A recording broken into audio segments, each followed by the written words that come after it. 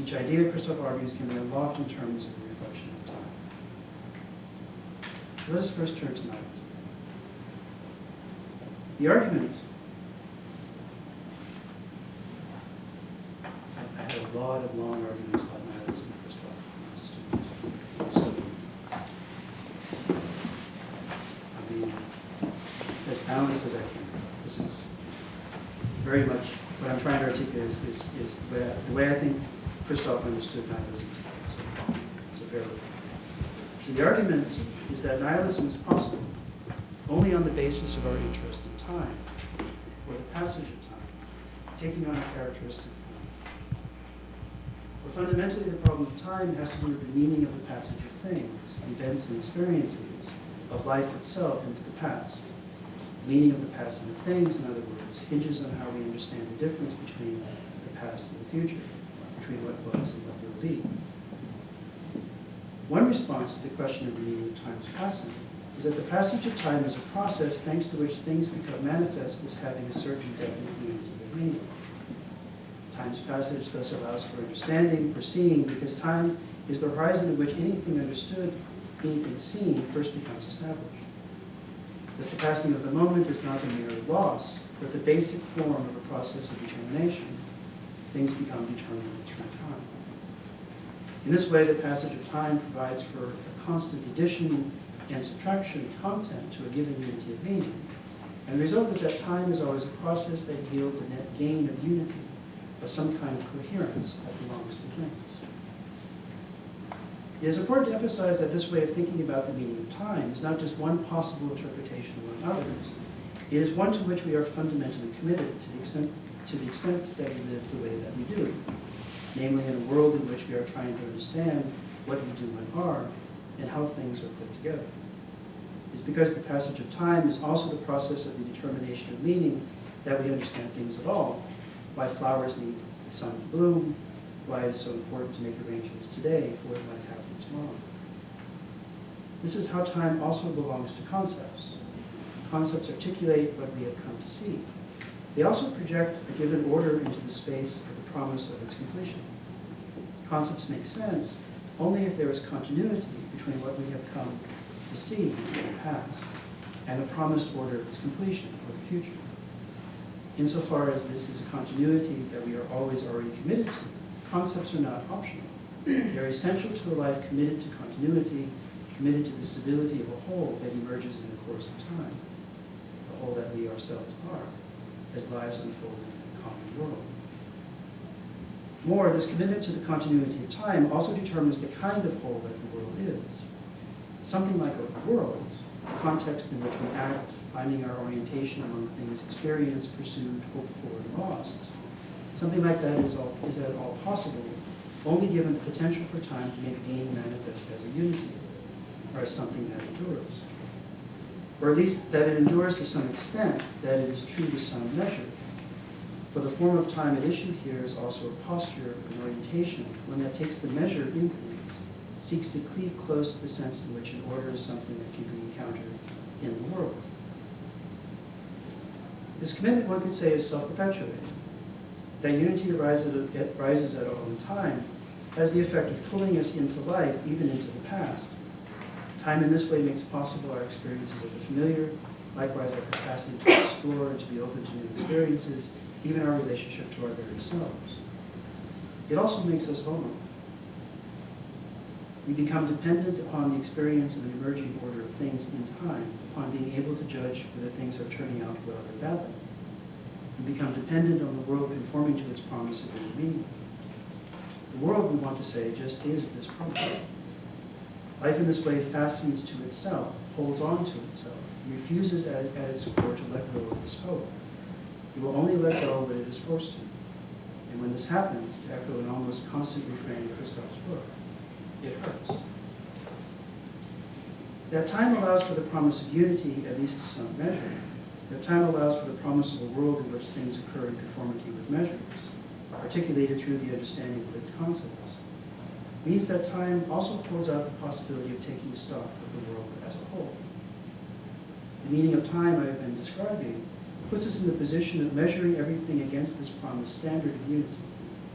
the measuring of the world, holding it accountable to the promise of unity, evaluating it with respect to a summation of its becoming that will reveal its ultimate being, its ultimate truth. This is the origin of nihilism. The core of Nietzsche's argument, Krzysztof's view, is that nihilism is indistinguishable from this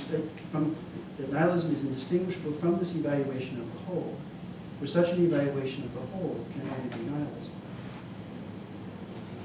To understand why this is the case, why any evaluation of the whole of the world is inherently nihilistic, we first need to say more about something. We first need to say something more about what the world is for Nietzsche, and with that introduce the second key concept, that's the will to power.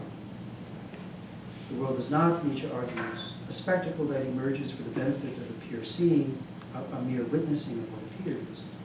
Our seeing, our understanding, and with that our concepts, are indistinguishable from our acting, our living as such. Things have value at all, in other words, only thanks to this living of life. Or rather, in Nietzsche's terms, things have value only because life is power, because life has the strength to create those conditions under which the passage of time is not the simple loss of being into the non-being of the past, but precisely something secure. The unity of meaning or value has no sense independently from a life that wills it, even when this unity takes the form of the truth that exists independently from the will. Life for Nietzsche thus does not simply follow given tracks of value found in an independent world encountered in experience. Rather, life imposes value. It asserts and dominates in order to guarantee a unity of meaning. Life, the life that lives the promise of the unity of time, of the continuity that time gives, is in this sense will to power. So let us return to the question of the evaluation of the whole, the attempt to measure the world against the standard of its truth, or according to what is comprehensible and thinkable. This, too, Nietzsche argues, is an example of the will to power. Here the will takes the distinctive form of submitting everything without exception to the measure of the thinkable. The will to power is thus here a will to truth, a will to knowledge. The will to power is a will to the measure of the whole against its truth. This is the origin of nihilism. Krzysof's argument is that to understand why this is so, why the will to truth for Nietzsche leads to nihilism, we need to reopen the question of time. Specifically, we need to reflect more critically on our natural answer to the question of the meaning of the passage of time, and recognize that the answer to which we are committed is in fact fundamentally limited. There is, in other words, another answer to the question of the meaning of time, one that stands in contradiction to the promise of an order. For time, the difference between the past and the future is just as much the potential for discontinuity as it is for continuity. The moment is just as much the risk of loss, breakup and breakdown, separation from all that was and might be, as it is the promise of the fulfillment of a pattern or the forward projection of a movement. That there is more than one meaning to the passage of time bears directly on the meaning of power.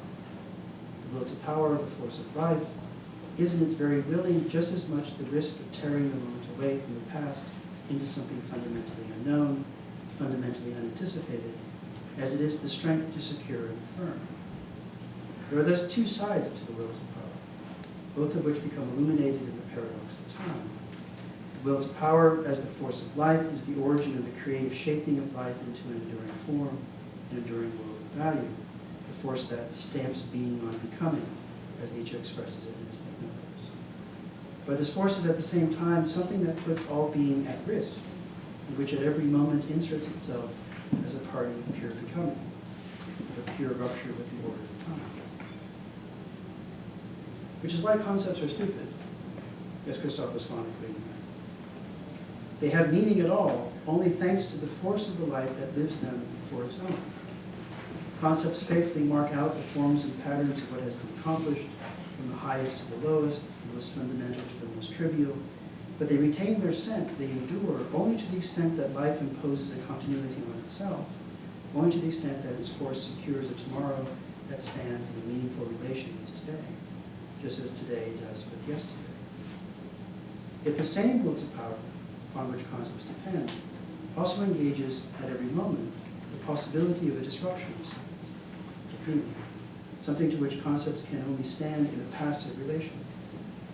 Concepts move in a light borrowed wholly from life, but when life disrupts itself, when it is instead a darkness that unexpectedly intercedes between itself and itself. Concepts retreat into stupidity.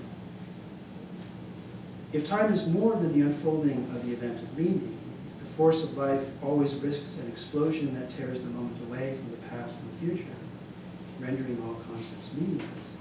And life is more and always other than whatever measure can be employed to evaluate it.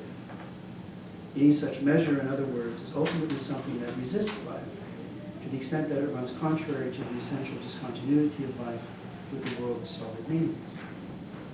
To will the measurement of the whole against the standard of continuity, to exhaustively evaluate being, is to reject the truth that the risk of discontinuity is just as much an expression of the force of life as is the order that emerges thanks to time.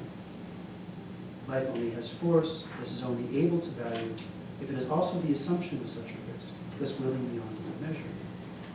This means that any evaluation of the whole entails a rejection, refusal of something that belongs to the very possibility of the force of value. Rejecting risk, the evaluation of the whole attempts to evaluate beyond the conditions of value as if there were no risk inherent to meaning, nothing at stake but the success or failure of the whole to conform to a measure. So, with this sketch of Krzysztof's interpretation of nihilism and the will to power in Nietzsche's thinking, we're ready to turn to the problem of eternal recurrence of the same. This is the hard part. Let me begin by emphasizing two things. First, Nietzsche's conception of time, as Krzysztof interprets it, is a distinctively physiological notion. How time passes, how a moment of time has meaning for our lives, is a matter of health and sickness, perishing and overcoming, strength and weakness. To abstract a temporal structure as a mere succession of time units in the life of the body would fundamentally distort the apprehension of its reality. Second, time as the bodily expression of life offers reflection, a ground for apprehending how it is possible that life cuts into itself, or how life can be lived against its own potentiality as life. Time is the ground for how life, to use Nietzsche's expression, is more than life. For life does not desire more life, whether as an increase in life or as its mere continuation.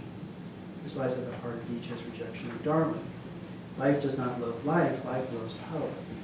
And a fundamental dimension of power, with its exercise and increase, is risk and danger, even at the expense of life. Life is thus something paradoxical, bodily at war with itself, something that requires that we, the living, take sides. Thus, on Krzysztof's reading, I want to argue, Nietzsche's concept of the eternal recurrence of the same has to be understood in terms of the world of time, in the manner in which life is at war with itself.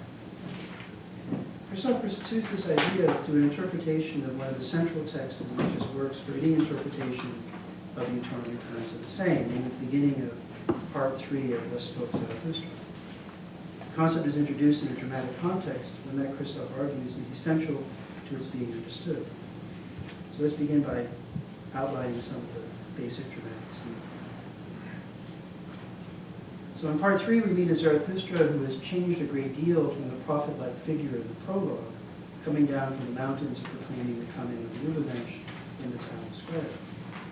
Zarathustra in Part 3 is a more troubled figure, more secretive, more inwardly turned.